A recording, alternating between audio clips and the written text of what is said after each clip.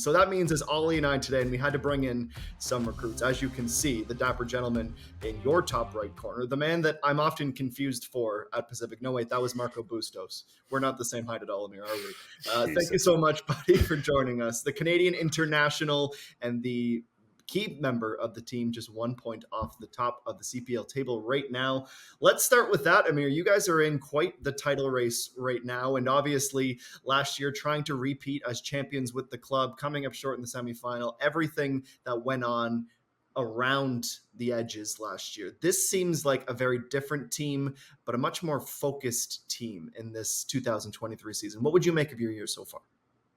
Yeah, I mean, obviously you can look at the table and it just shows how equal everything is this year, and it almost feels like a playoff type environment right now, which is really good for the league as a whole, right?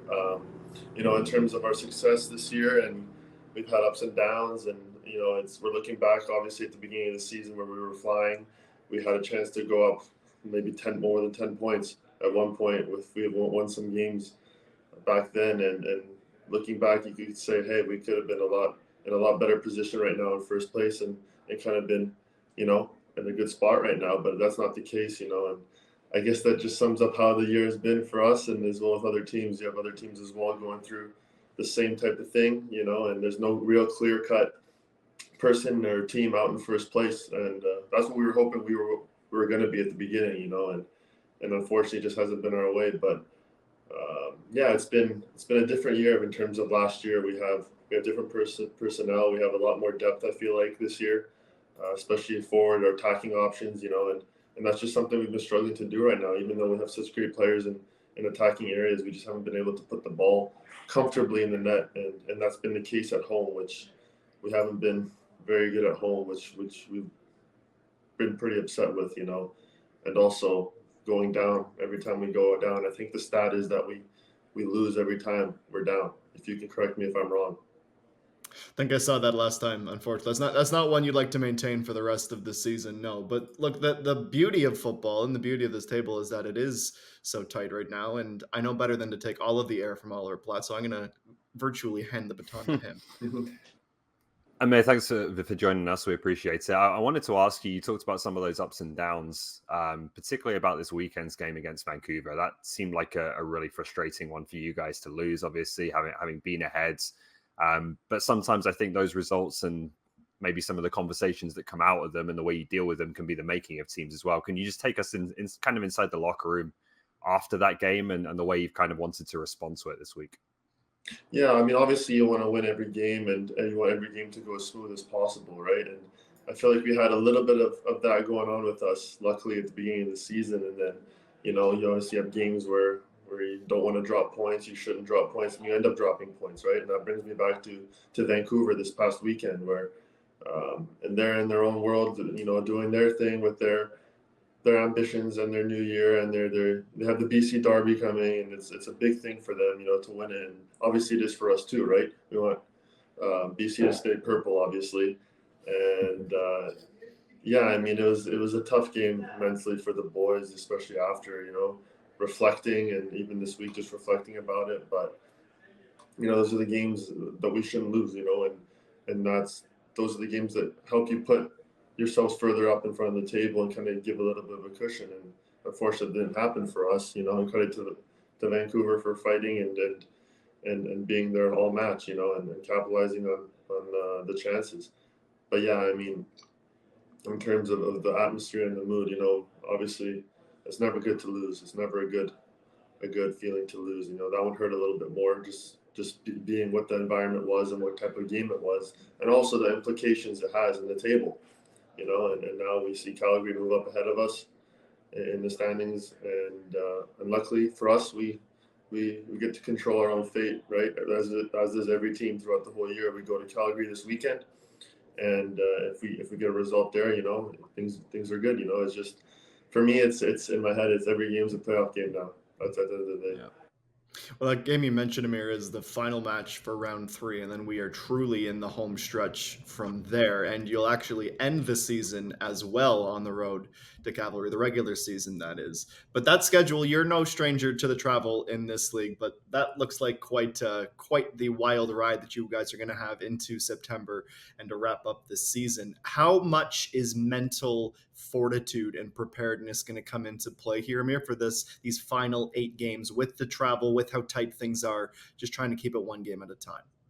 Yeah, I think no matter what, even if we had all games at home, it would still be the same type of the pressury feeling of, like how close it is and how every game matters, and then you add in the, like you said, the travel, and I think we have 3 home games in this span, right, and the rest are away, and so that also adds another bunch of things to it, and yeah, I mean, obviously I've been around. Been around and to see the travel and to feel it all and experience everything. And I think the biggest thing I mean, you can even say it, we've been better away, So I don't know if that benefits us. I don't know if we're up to it more on these away games or what it is, But at this point, like I said, yeah, it's every game is pretty much a final, and it's exciting, and it's also, it's also good to have that feeling as a player. It kind of separates who can embrace it, who can come up to the challenge and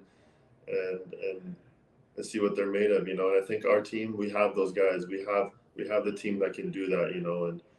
And once we find, hopefully a right rhythm at the right time, and that's essentially what it is at these last 8 games.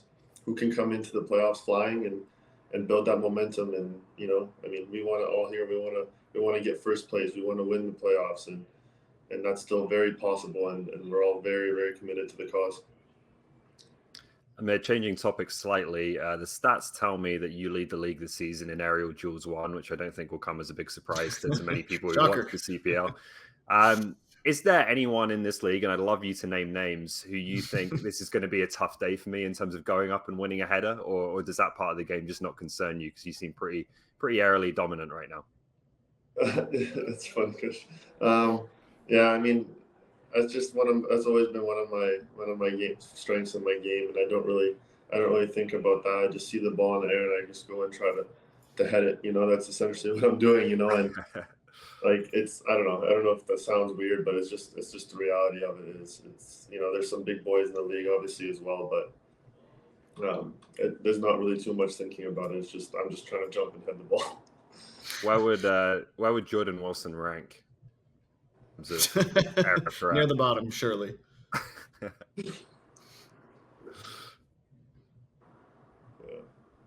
Okay, I'll take that. Yeah. How about this, Amir? Since we're enjoying putting you on the spot right now, 4 goals is a career high for you. There's 8 games left in the season. Can I please start the rumor that Amer Didic wants the Golden Boot? I think it might be too late for that, but that's. Can you imagine? That'd be funny. That'd be fantastic. It would be a great story, is what it would be. And to this, on awards and on success, like there's no denying that the first 3 seasons for you in FC Edmonton were a different environment because the hopes in 2019 were high for the club, and we know what happened, unfortunately, with ownership and things just not working out in this particular phase with your hometown club. To come in last year around a group of champions, having that confidence and the skill to repeat it and coming close but not getting it, does that motivate you individually even more to say, I want that taste of the cup, I want the championship success that so many of my teammates have faced?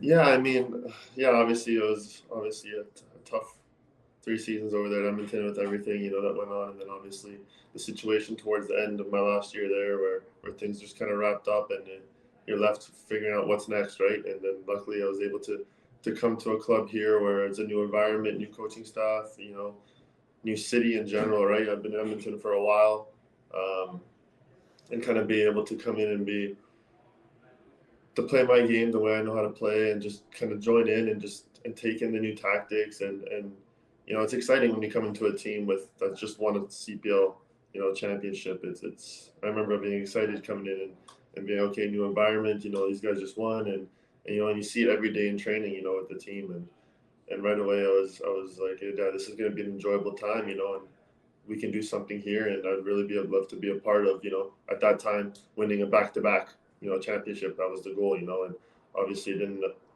aspire to go that way and such. And then obviously coming in, knowing that I have another year with Pacific and coming in, working the off season, I'd been dealing with for the past couple of years.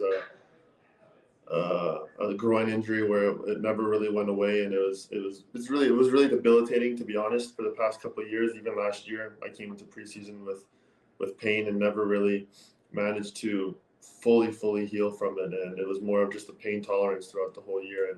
And luckily, I was able to come into the off season and we had an early off season because we got knocked out, obviously, But every off season is pretty early in CPL, right? You have a long 4 months, right? But even I was even scared that 4 months wouldn't be enough to fully get back. And yeah, luckily I was able to do everything I could in my power in the off season and finally come in for the first time in 3 years, 2-3 years, fully healthy. And that's kind of been, I guess, a blessing for me this year in terms of everything of where I am and as a player individually, just being healthy and doing the things that I can do. Like, yeah, it's been really great to feel good. How much of a difference? Sorry, Adam. Just how much of a difference does that make? Because like that's the kind of side of things that people don't see is that okay, we know when you're on the injury list and you're not in the squad and you can't play, but obviously players kind of go through the year playing through a lot of injuries as well that they just have to kind of deal with. Yeah, it's definitely a very big reality, and there's obviously the injuries where you're out a week. I just had an injury that was about 3 or 4 days long, just something small, but you're back in it after a week. But then there's also people, that deal with chronic injuries and stuff like that, where again, like you said, people don't notice, people don't see, and you want to play as a player. You want to play every single game. That's it's your job. It's your passion. It's everything. So you do everything you can to try to put yourself in a position where you can play. And people are fighting through it. People don't know. There's lingering injuries everyone deals with, right? And especially as the season ends, obviously it picks up more and more and more. And that's just normal. It's normal. And but yeah, thinking about it back now, it's like should have probably took some time, where, but it is what it is, and you can't fight the feeling that you have every day for the game. Well, Amer, you've graciously taken 13 minutes from us, and I know better than to try and make you late with Josh and James just lurking, I'm sure, around the corner. So we'll let you go, but we thank you for your time. Good luck this weekend. Good luck the rest of the way. We'll obviously be watching closely, and we look forward to having you back on again someday soon. Thank you guys for having me.